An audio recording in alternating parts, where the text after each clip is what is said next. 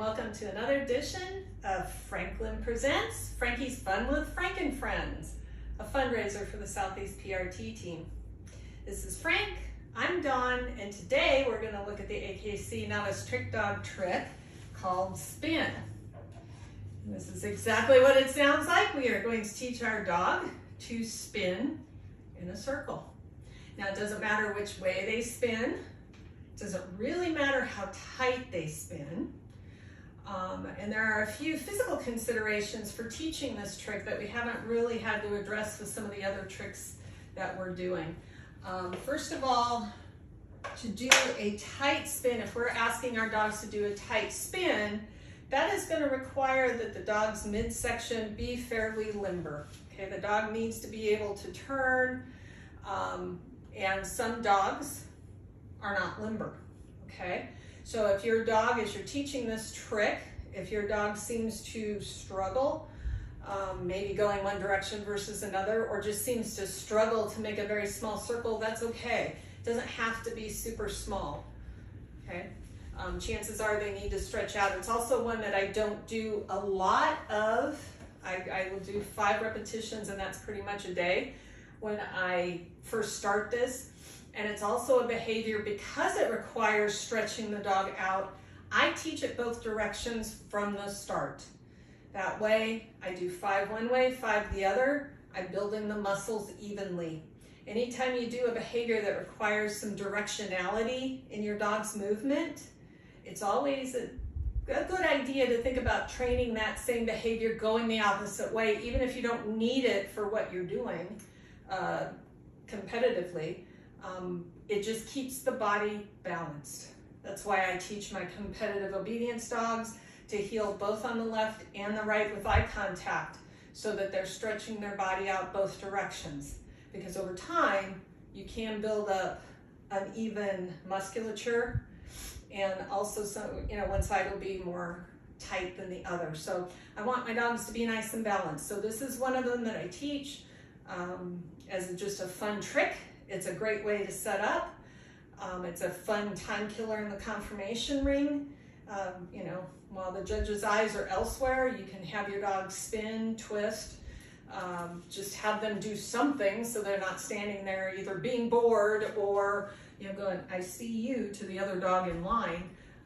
You can have them do this trick. So, very simple to teach. If you taught the touch that we talked about in a previous tutorial, your dog already knows how to interact, good boy, good touch, with whatever arm lengthener you're using. Again, I normally would teach this on the ground, but I'm doing it up here on the grooming table to make it easier to video.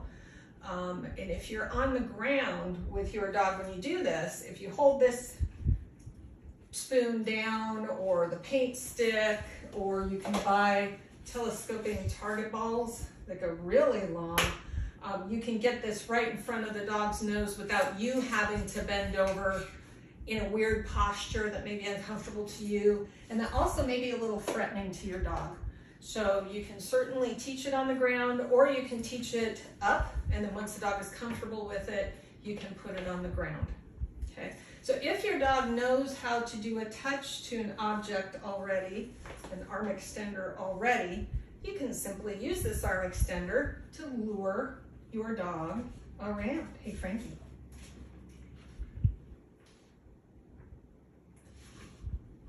Good touch. Well, that's very sad, Frank. What's the matter? Good touch. That'll do. I honestly have no idea what happened right there. Something went wrong. I wasn't clear in my expectations for Frank. And that will happen during your training sessions. That's okay. Notice I gave him a little bit of time to think through it. I wasn't nagging at him. I wasn't telling him spin, spin, spin when he doesn't know what that is. I just gave him a little time to think about it, but I usually don't give my guys much more than about 10 seconds to figure it out. I'm thinking the problem is my treats are too good. He's distracted by those.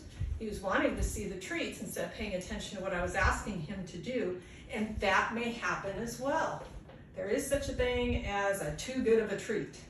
When that happens, either put the treats away somewhere where they're not going to be distracting, or get a less interesting treat, okay? So I gave him about 10 seconds. I'm not mad at him. It happens, you know, my fault. I set something up bad that he didn't do. I'm going to try him again, and if it doesn't work with this touch stick, I'm going to show you the other way, because it will work because he wants his treats. Hey, buddy. Oh, what is this? Can you follow this? Can you, whoops, can you touch? He's like, nope. Nope, nope, nope, nope, nope. Boop, boop, boop, boop, boop. Now he's staring at the treats off camera. So, again, my bad. This isn't the dog being naughty or trying to irritate me or any of that. It's me being a bad trainer. I put very valuable treats where he could see them. They're all gone now, bud. Yeah. All right, can you do this? Frankie, touch. Get it. Touch. Yes, yes, touch. Yay, good boy. Good job, buddy. And when he did it, I'm going to party like he was just the most brilliant dog and did it the first time, okay? That's how you deal with mistakes. They're going to happen. The dog's not going to be, oh, can't break that one, buddy. The dogs aren't going to be in the mood. Maybe you're not in the mood. Maybe you don't understand exactly how to train the trick. Maybe you just forget how to train the trick, or you think a treat isn't as valuable as the dog thinks it is, or vice versa. That's real life, guys. Move on, okay? These are just tricks. If you can figure out what you did wrong, great. If you can't, then have the dog do something that it knows, and then end the training session, okay? And just say, well, that didn't work. You know, back to the drawing board, call it a day, see if you can figure out what went wrong, and come back to it again. If it keeps going wrong, you don't even have to come back to it for the trick dog. There's no requirement your dog knows how to spin, okay? But if you want to teach it, just come back to it later. It's all good. There's no rule that says you have to do this every day, X number of times a day. But the more often you do it, the quicker your dog will learn the behavior. Now what I learned, A, can't hold the treat here when I'm asking him to follow the touch stick, because he's going to do exactly what he's doing here. He's going to go for the treat. And B, can't set him down where he can see him, because he's nobody's fool. He knows he can smell him and he can see him. Now as soon as I hit him, he was kind of able to get back to work. So I'm going to try one more time with the spoon, see what happens, and then we'll move on to the other method of teaching it. You ready, buddy? All right. Can you get it? Can you touch it? Buddy. And we're getting stuck right here. Come here, touch, touch. Touch, touch, touch. Here you go, buddy. And he's like, nope, nope, nope, nope, no, no, no. That's okay. We have another way to teach this. It's called cookie to the nose. Good boy. And notice he laid down. It's because I'm holding the cookie really low. Good boy. Good boy. Easy peasy, lemon squeezy. There's usually more than one way to teach a behavior. If it doesn't work for your dog, try a different behavior. No big deal. That's why I'm leaving these things in this tutorial, because this is real life and it happens to everybody, no matter what your experience level. Okay, and for Frank, following the treat worked better than following the touch stick. All right, now I'm going to take him back the other way. Part of the problem is his leash. Probably going to regret this, but I'm going to take the leash off. Hopefully he stays on the table. And we're going to do it this way. Good boy. Good job. Go back the other way. Good boy. Again, you can use a lure or a cookie at the novice level. Eventually, though, if you're going to want to do rally, freestyle, if you're going to want to use this in the ring just to jazz your dog up and get him focused on you, you're going to want to fade away that treat. But you can use it for your videos. Here. If you go too fast or hold the treat too low, see what happens when I hold the treat too low, Frankie gets on the ground. So if that's happening, make sure you keep it up and make your circle big enough that the dog has to walk. Good boy. good boy, but it doesn't have to be fancy, doesn't have to be super special, okay? Just work on it. And if you're on the floor and you're using, you know, your extender stick, you can also find these handy dandy little treat holders that are on telescoping ends. This is, the brand on here is Brandon McMillan.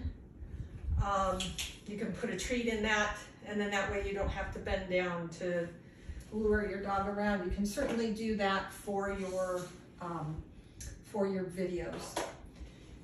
Now, when you teach this video, we've talked before about using discrete cues. In another tutorial, I named something banana because it wasn't exactly what I wanted the dog to do, and he already knew that behavior in a different context. So I didn't want to keep using my cue that works really well outside on the grass.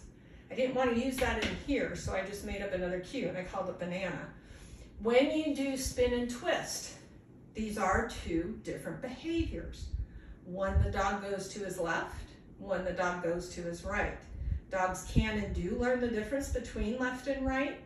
I always name the directions separately. So for my dogs, if I say spin, they're gonna move to their left. If I say twist, they're gonna move to their right, okay? And again, in rally, there's several exercises where the dog has to be able to move to the left and to the right, sometimes independent of my motion and sometimes together with my motion.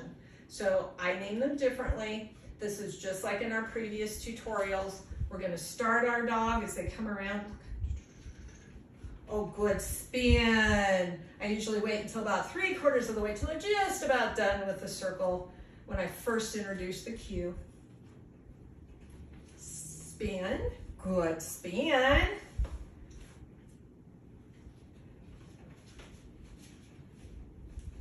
Twist, good twist. And you notice Frankie does not like to turn. He's not as limber turning to his right, so he tends to want to sit down. And that's something that we've been working on to loosen him up. His dominant paw, when he reaches for things and stuff, he's a southpaw. He uses his left paw, and for him turning that direction is much easier. So I need to be more careful with my cookie placement. Good boy, twist. What a good twist. And when I work these, I'll do a set of 5 spins, then I'll go do something else with him, and then I'll do a set of 5 twists. So I don't do them back to back like I'm doing them here in this tutorial. I do them separately so he can really think about the difference between the two.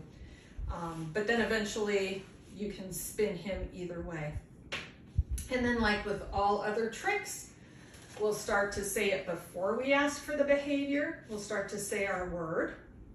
And once the dog can do that on cue, when I say spin, they immediately go to the left. When I say twist, they immediately start to the right. When they can do that, then at that point, I start fading away the food. And we're working in sets of 5. We start out getting rid of 1 cookie out of 5 for a session. Do that for 2 or 3 sessions. Then we'll get rid of 2 cookies out of 5, then 3, then 4. As you can tell, Frankie really loves his cookies. So if I were to just say, okay, you know this and you're never getting a cookie again, eventually he might get a little grumpy, okay? But we do need to fade away that cookie to maybe 1 or 2 times randomly. The dog never knows. On average, you know, he's getting a cookie a session. Otherwise, the dog will start to think that that cookie is literally part of your hand, part of the cue. And if the cookie isn't there, he's like, well, I don't know what you're asking me to do. That's how dogs get stuck on cookies. It's not necessarily that they love their cookies so much they'll only do it if you pay them. It's that they really believe that that cookie is part of the cue, part of what tells them what to do. So if we get rid of it once they know this behavior on cue, and we gradually fade it away over maybe a week or 2 to the point where 1 time out of 5 they get a cookie, then the dog is pretty much going to do this behavior whether you have a cookie or not. Okay? And that's all we're required to do for the novice trick dog. You can do it on the floor, you can do it on a table. If you want to work it for rally, when you train it, stand with your dog here on your left side so that they see your body like they're gonna see it in the finished product. You can certainly add that in, but you don't have to, okay? Your dog just needs to spin in a circle. You pick the direction. And that'll get you another trick on your way to your dog's novice trick dog title. And remember, if you have a dog that already has its novice trick dog title, it's ready to do an upper level, we will gladly evaluate those videos as part of our fundraiser. And while we hope to have a lot of PRTs participating and earning their titles, we're open to any dog. We want to see you out there doing something, having some fun, learning about your dog, building a relationship with them. That's what this is really all about, okay? So, with that, we thank you for joining us, and we'll see you next time. Good boy. He's a good boy.